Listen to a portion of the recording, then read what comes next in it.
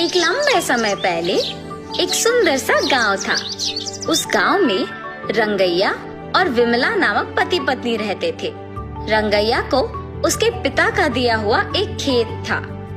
वो उसी में खेती करके फसल उगाता था। वो एक सुनहरा गर्मी का मौसम था। उसका फसल खेत में ही था, इसीलिए उसने फैसला किया कि फसल को जब तक खेत से नहीं निकालेगा तब तक वो खेत में ही सो जाएगा। विमला, विमला। हाँ जी, क्या हुआ? आज से जब तक फसल मेरे हाथ में नहीं आएगा ना, तब तक मैं खेत में ही सो जाऊंगा। ठीक है जी, ख्याल रखिए। ऐसे रंगैया उसके खेत में सोने जाता है। गर्मी की मौसम होने पर खेत में ठंडी हवा चल रही थी और वो आराम से सोता है। आधी रात को अचानक पायल की आवाज सुनाई देने पर वो जाग उठता है। चारों ओर देखता है और कोई ना दिखने पर वापस सो जाता है। थोड़ी देर में वापस उसे पायल की आवाज सुनाई देने पर डर के मारे जाग उठता है। हाँ, यहाँ तो कोई नहीं है, तो फिर ये पायल की आवाज कहाँ से आ रही है? ऐसे जब चारों ओर देखता रहता है तो पायल की आवाज फिर सुनाई देती है। तब उसे एक परछाई पीछे दिखती है तो उस तरफ मुड़ता है। दिखने में भयानक एक भूत उसके सामने आके खड़ी हो जाती है। उसे देख, बाप रे, भूत भूत! ऐसे डर के मारे चिल्लाते हुए बिना पीछे मुड़े घर की ओर भागने लगता है। वो भूत सिर्फ आधे रास्ते तक उसका पीछा करती है। जल्दी से भाग के घर पहुंच जाता है। विमला, विमला, जल्दी दरवाजा खोलो, भूत मेरा पीछा कर रही है। ऐसे जोर से दरवाजा खड़खड़ाता है। अपने पति की आवाज सुनकर विमला जल्दी से दरवाजा खोलती है। तुरंत रंगैया अंदर आके दरवाजा बंद करके कांपने लगता है। क्या हुआ जी, क्यों डर रहे हो? तब वो जो भी हुआ उसे बताता है। भूत क्या सच में होता है जी? आप नींद में खुद की परछाई देख डर गए होंगे। कुछ मत सोचिए और सो जाइए। ये कह के चली जाती है। उसकी पत्नी उसके बातों का यकीन ना करने पर वो कुछ नहीं कह पाता है और चुप रह जाता है। क्या मेरी पत्नी सही थी? मैं क्या अपने ही परछाई से डर गया? लेकिन मैंने तो उस भूत को मेरे सामने खड़े होते देखा है। ऐसे सोए बिना पूरी रात सोचते ही रहता है। खेत में फसल के बारे में छोड़कर डर के मारे बेचारा घर पे ही रहता है। सुनिए, रात होने वाली है जी, आप क्या खेत नहीं जाएंगे? अगर मैं अपनी पत्नी से कहूँगा कि मुझे खेत जाने से डर लग रहा है तो न जाने वो मेरे बारे में क्या सोचेगी। उस खेत में अगर सच में ही भूत है तो भी मैं नहीं डरूंगा, मैं जाके आऊंगा। ऐसे अपनी पत्नी से कह के उसके खेत जाता है। मेरे पत्नी से मैंने ऐसे बात किया जैसे मुझे कोई डर नहीं है, पर अभी खेत जाके मैं अकेले कैसे रह पाऊंगा? ऐसे डरते हुए खेत जाता है। घबराते हुए खेत के चारों ओर देखता है। अब तो खेत में कोई नहीं दिख रहा, पर शायद कल की तरह सोते समय में पायल की आवाज सुनाई देगा। ऐसे सोचता ही है कि उसके सामने वही भूत आके खड़े हो जाती है।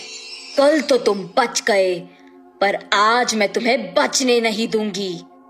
मुझे कुछ मत करो, मैं यहाँ वापस कभी नहीं आऊंगा, मुझे छोड़ दो। तुम्हें छोड़ दूं? हा हा हा। ऐसे जोर से हंस के रंगैया को गायब कर देती है। सुबह हो गया, मेरे पति अब तक लौट के क्यों नहीं आए? ऐसे अपने पति का इंतजार करती रहती है, पर शाम होने के बाद भी जब वो घर नहीं लौट आए, वो सोच में पड़ जाती है। क्या खेत में वाकई भूत है?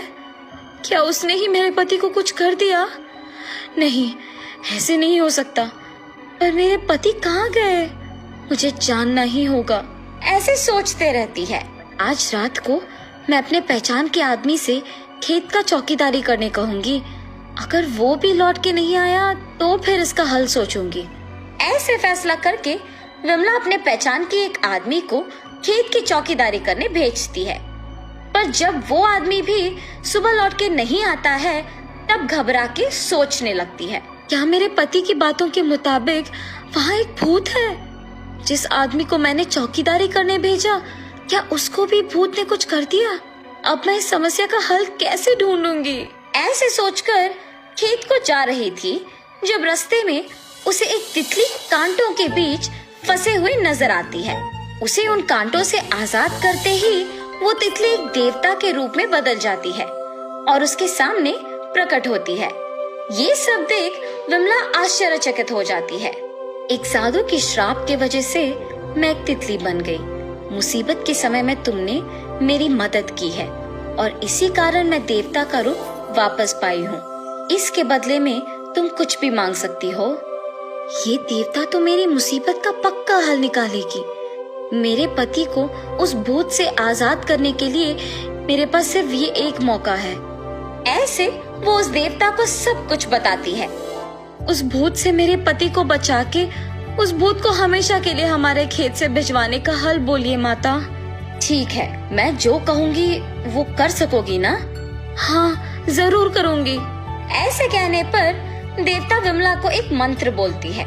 मैंने जो मंत्र कहा है वो तुम्हें उस भूत को देखने के तुरंत बाद अपनी आंखें बंद करके मन में कहना होगा।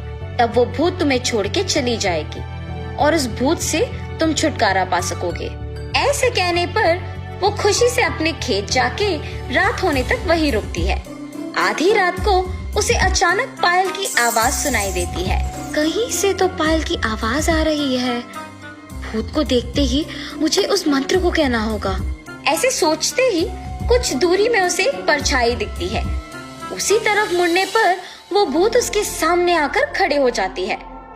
उस भूत को देखते ही वो अपने मन में उस देवता के द्वारा दिया हुआ मंत्र अपने मन में कहती है। उससे वो भूत गायब हो जाती है। अपने पति के साथ ही वो चौकीदार भी आजाद हो जाते हैं। उस भूत से छुटकारा पाने के लिए सभी विमला का अभिनंदन करते हैं और सभी खुश होकर वहाँ से घर चले जाते हैं।